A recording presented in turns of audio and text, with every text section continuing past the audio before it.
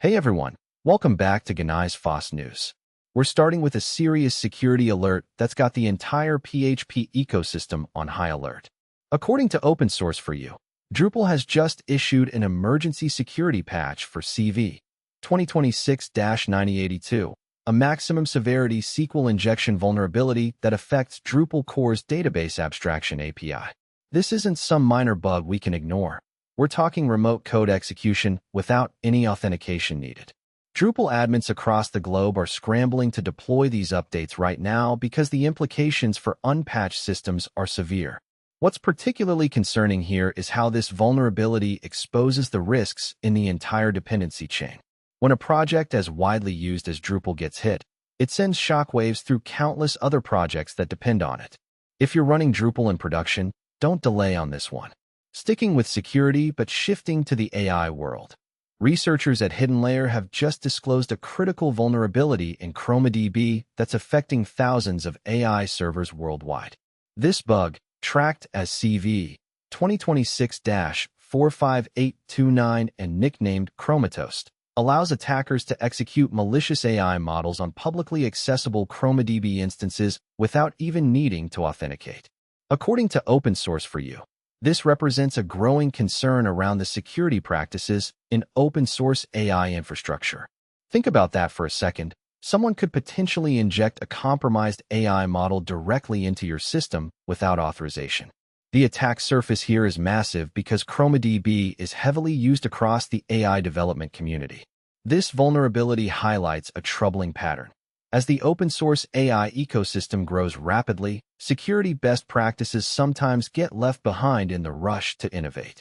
If you're running ChromaDB in production, check your instance exposure immediately and apply patches as soon as they're available. Now here's a story that's making a lot of people in the developer community sit up and take notice.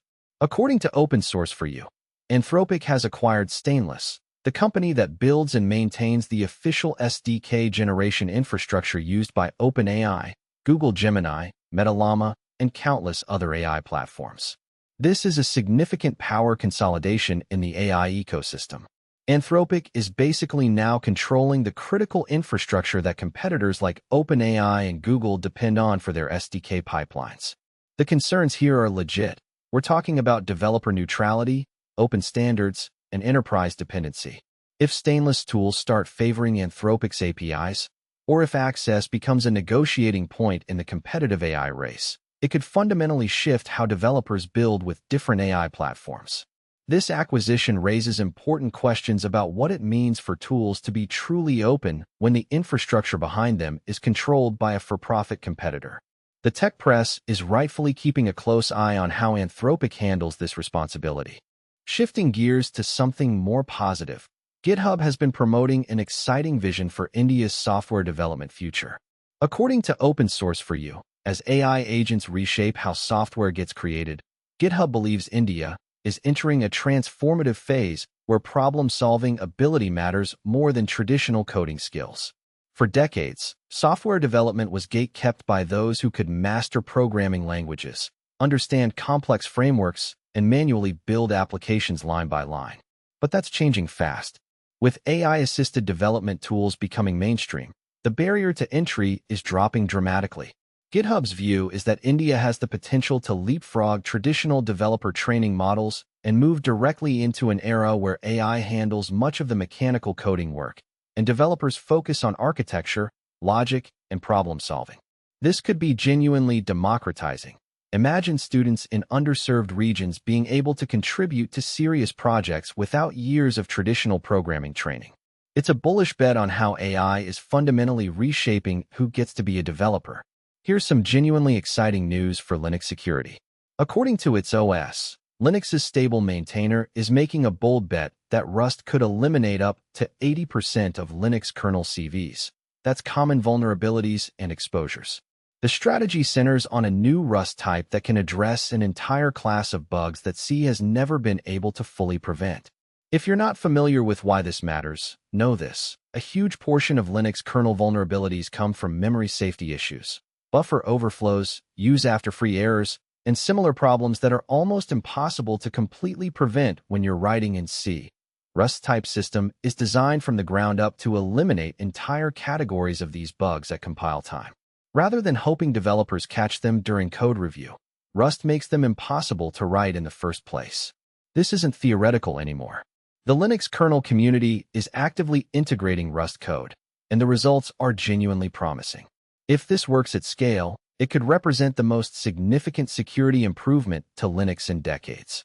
That's worth paying attention to. Good news for the Linux desktop community. HP has announced support for LVFS, the Linux vendor firmware service. According to its OS, after Lenovo and Dell made similar commitments, HP's pledge is significant for several reasons.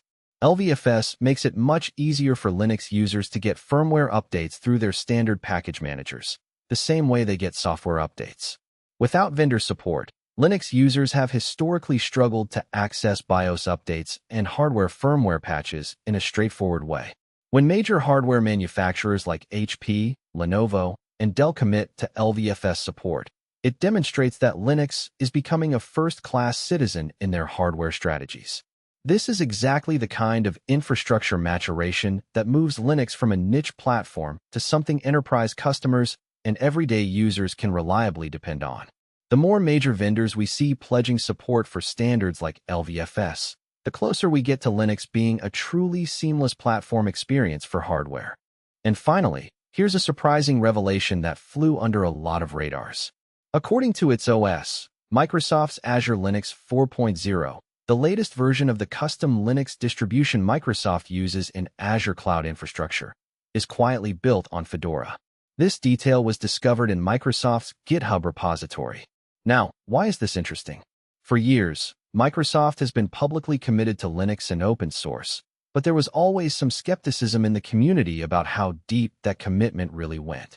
Finding out that Azure Linux is actually based on Fedora, one of the most respected upstream Linux distributions, suggests Microsoft is genuinely building on the shoulders of the open source community rather than going it alone. Fedora is known for its cutting-edge approach and strong alignment with open source principles.